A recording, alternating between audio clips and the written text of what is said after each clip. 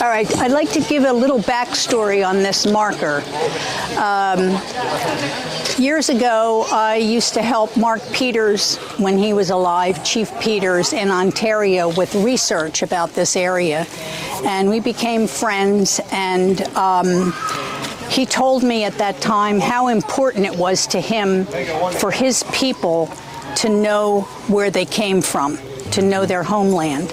And I kind of stored that away somewhere in my brain and in my heart.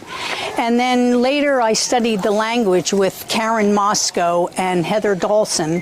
It was considered a dead language, except for a few speakers that were left in Ontario, like Glenn Jacobs.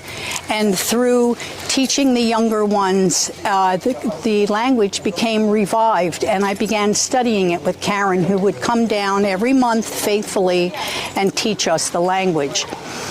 At some point, I realized the connection between the people who lived here and their connection to the land through their language.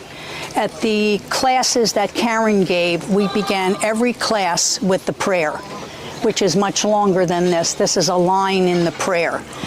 But at some point, it just, bingo, went off in my head, and I just realized it was important to acknowledge this. So this particular line relates to everyone everywhere. It's about our Mother Earth in the language. So this is the fifth marker here that's like this one. There's one at the Maurice Hinchey Interpretive Center in Mount Tremper. There's one in Canada on the Delaware-Munsee Reserve. There's one at the Old Dutch Church in Kingston.